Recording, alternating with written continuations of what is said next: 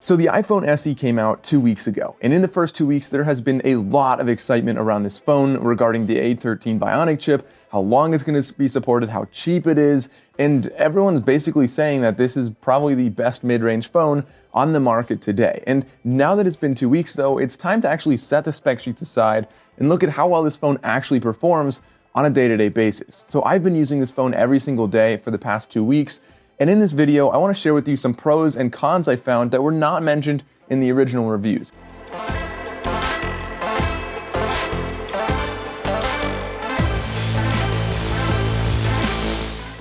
So I want to start off with a big drawback a lot of people mentioned, and this is the lack of a night mode, and it's actually fairly easily mitigated, and I'll talk about how to do that in a second.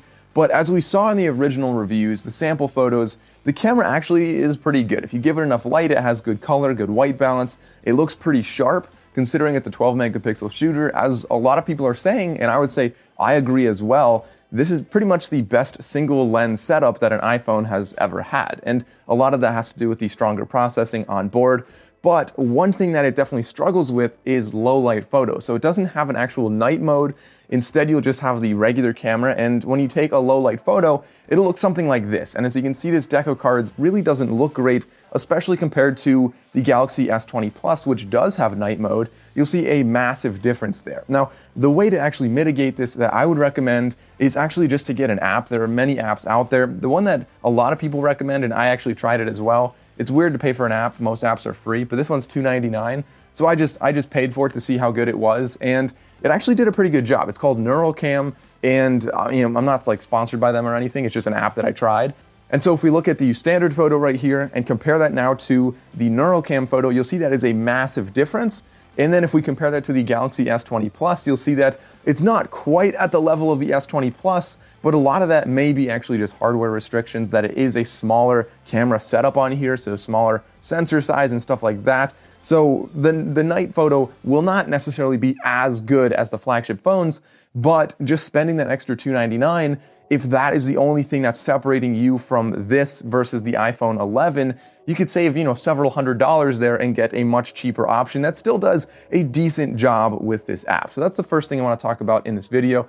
The second thing I want to talk about is actually the battery on this. Now, people talked about it and said that it was a decent battery, not a good battery, a good battery. I actually did quite a bit of full testing, full drain testing. So I charged it up, went all the way to 0. And on average, I was getting about 36 hours of usage with this. So I charged it, started using it in the morning, and then by the end of the next day, it was dead. And for my use, I do have 2 phones, so I tried to use this one as much as possible, but I ended up having about 1 hour and 45 minutes of screen time per day. So you're looking at just over 3 hours of screen time with this being used. And of course, a lot of standby time. A lot of it was in my pocket. I was listening to Bluetooth, music nonstop with this. So overall, I would say, could you get by 2 days without charging this? Could you charge this every other day?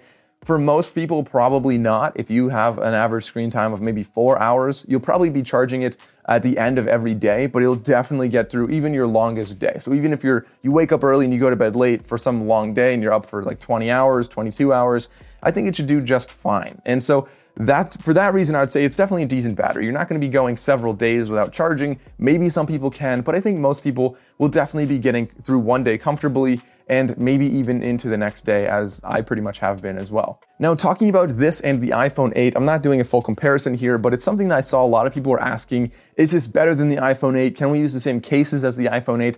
Stuff like that. So first of all, yes, you can use the same cases. That's a big benefit of getting this phone, is that you don't have to go out and look for new cases. There are tons of cases that we've had for the iPhone 8, and really it's the same geometry, so those cases will fit just fine. And actually, looking at this versus the iPhone 8, I can make that very simple right now. This is clearly better than the iPhone 8 in many regards. I believe the price is cheaper. It depends on where you look, but this should be about $50 cheaper. From what I was seeing, the iPhone 8s are $450. This is $400, and also this has the A13 Bionic chip in there, which means that it will be not only faster, I mean, yes, faster. A lot of people may not even notice the speed difference, but the real benefit is that it will be supported longer by Apple, so you will be getting updates for 5 or 6 years from now, which means that this phone is definitely a better purchase for your money now compared to the iPhone 8. And of course, on top of that, we do have some other benefits. This does have dual SIM capabilities. So you have a regular SIM on the side, and we do also have an eSIM inside, so you can have 2 different phone numbers. If you're a business or something like that, it could be useful. And lastly, this does also have Wi-Fi 6 capabilities, which does mean, I mean, you may not see that as much yet, it's still kind of new, but it is kind of the new standard. So if you are in an airport or a crowded stadium, you will be getting better performance with Wi-Fi 6 on this. So in summary right there, this is clearly significantly better than the iPhone 8. And if you're between the two, I would say it's a no-brainer to be buying the iPhone SE. So a small drawback I noticed with this phone is actually the haptic motors on here are actually relatively weak. So I was getting phone calls and it would be, so a haptic motor is just the vibration. And so the vibrating motor in here, I was getting phone calls and I wouldn't even always know if it was sitting on my desk. Sometimes, like I'm used to a lot of other phones that when you get a phone call, if it's vibrating, it makes a really loud sound rattling on your desk. And of course you can always adjust that in settings, but this, it actually is not really that strong. So just one small drawback there. I kind of wish it was a little better. The screen on this, I found that, as I talked about before, the color looks really good. It doesn't look like a 720 display or 750 display. It looks honestly pretty good, mostly because of the size. But one thing that it does sort of lack is actually brightness. So if you're outside in direct sunlight, it will be a little bit tricky to see this screen. A lot of that is just because it is an older screen technology there, so it's not gonna be as bright as a lot of the newer phones. But I find that, for the most part, if you can just find a shadow or even just your own shadow, you should be seeing the screen pretty much just fine in any environment. In original reviews, a lot of people did talk about how this has a fingerprint sensor. I really like it. It's a great fingerprint sensor, very fast. It works very well. And we may have also mentioned in original reviews that it does not have a face unlock on here. It doesn't have the hardware on the top for that. And because of that, we also do not have animojis on here, which means that if you're looking to send those on iMessage and you want to have like a sloth or something on your face, you cannot do that. It's just something that you don't have the hardware for it on this phone. So some of the pros I found from the A13 Bionic chip, obviously one of the big selling points of this phone, and it's really going to be the speed is something I noticed. A lot of people might not notice that compared to the A12 or A11 because those are already very fast as well. And unless you're really pushing this phone, it may be hard to see the difference. So for most people, the big benefit of this A13 chip will be the longevity of this phone, being able to use it for many years to come and have this phone continue to be fast even with those updates. And something else though is that with regards to speed, I noticed it because I was trying to push this really hard, opened up a lot of different apps, did a lot of stuff. I made some movies on here using iMovie, put a whole bunch of clips together, added filters on all of them, exported that, and it did all of that very, very smoothly, very quickly. And the only thing I noticed was the back of this phone did get slightly warm. I wouldn't necessarily say hot. It didn't feel too hot to touch. I was totally comfortable holding it, but it was definitely warm.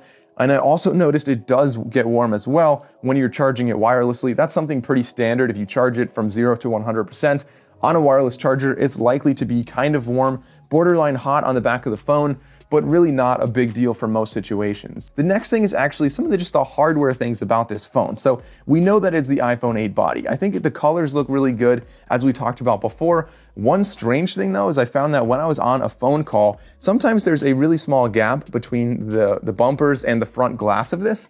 And every now and then it would like grab my hair in a really weird way. And it would kind of just like pull my hair out, which was really uncomfortable. It also kind of collects a very small amount of dirt in there.